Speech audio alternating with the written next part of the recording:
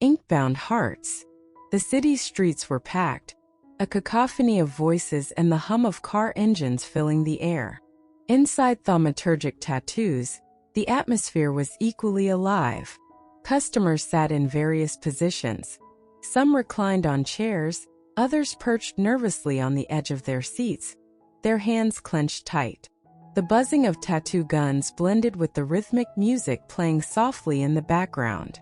A neon sign hung outside, casting a pink glow across the entrance. It was a haven for those seeking art on their skin.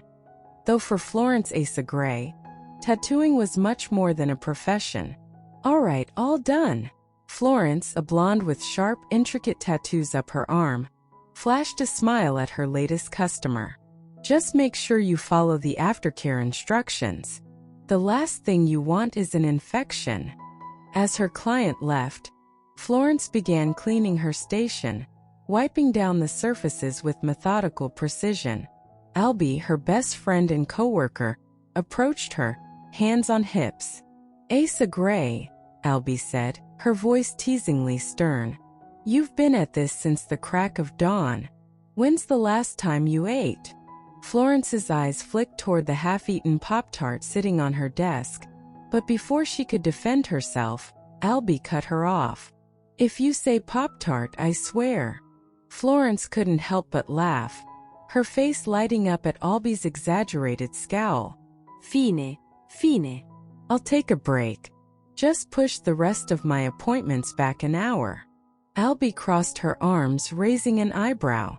"You say that now, but you always try to meet your ridiculous tattoo quota.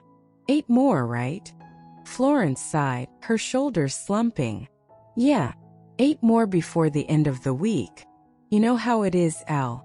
This isn't just a business for me. These tattoos have to be done." Albie bit her lip, her usually playful demeanor subdued. "I just wish you were as committed to us as you are to this shop." Florence's heart twisted in her chest. She wished she could tell Albie the truth, tell her everything. But she couldn't risk it. Not now. Not ever. The rest of the afternoon passed in a blur. By closing time, the once busy shop had quieted down, leaving Florence alone with her thoughts.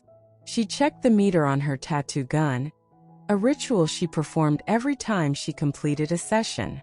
Her pulse quickened when she saw the number. 24 out of 25. No. This can't be right," she muttered, running through her list of clients. "There's supposed to be one more." Panic surged through her. One more tattoo needed to be done before midnight, or she shuddered at the thought.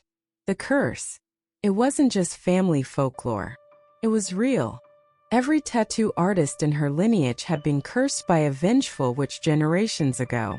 If Florence didn't meet her quota of 25 tattoos each week, the ink of her previous tattoos would come to life, wreaking havoc on the world. Her mother had warned her of this before passing the family business to her, and Florence had never dared test its validity. Her eyes darted toward the clock.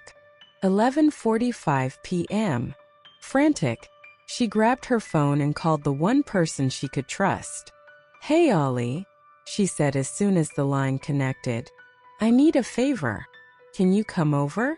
I need to give you a tattoo. It's important." There was a pause on the other end. Albie's voice was groggy but concerned. "Asa, it's late. Are you okay? You're not having those nightmares again, are you?" No, it's not that," Florence replied, trying to keep the desperation from leaking into her voice. "Just, please, I'll explain everything when you get here." After a beat of silence, Albie sighed. "All right. I'll be there in 5. As soon as the call ended, Florence exhaled in relief, though her nerves still buzzed. She began prepping her station, her hands shaking slightly. The clock ticked closer to midnight, the weight of the curse pressing down on her. When Albie arrived, she didn't say a word. She simply walked in, sat in the familiar blue leather chair, and waited. Florence hesitated for a moment, taking in the sight of her best friend, the woman she loved but had never dared confess her feelings to. Asa, Albie said softly, breaking the silence. I need to tell you something. Florence's heart pounded. What is it? Albie took a deep breath, tears glistening in her eyes. I'm quitting the shop. I'm not passionate about this anymore. But that's not why I'm telling you this. Florence's tattoo gun slipped from her hand and clattered to the floor. What do you mean? I love you, Florence. Not just as a friend. I'm in love with you. And I can't stay here pretending everything is fine when it's not. The world seemed to stop. Florence stared at Albie, her heart pounding in her chest. She had spent years hiding her feelings, fearing the consequences of the truth. But now, in this moment, with the clock ticking toward midnight, she couldn't keep it in any longer. Ollie, I love you too, she whispered, her voice trembling.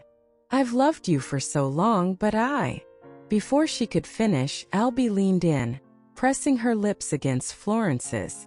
The kiss was soft, gentle, and everything Florence had ever dreamed of. Time melted away, the curse momentarily forgotten. When they pulled apart, the clock struck midnight. Florence's eyes darted to her tattoo gun in panic. But nothing happened. The world didn't end. The ink didn't come to life. I don't understand, Florence murmured, staring at the clock. It's past midnight. Albie smiled, brushing a strand of hair from Florence's face. Maybe the curse isn't real. Maybe you've been free all along. Florence let out a shaky laugh, the weight of the past weeks falling off her shoulders.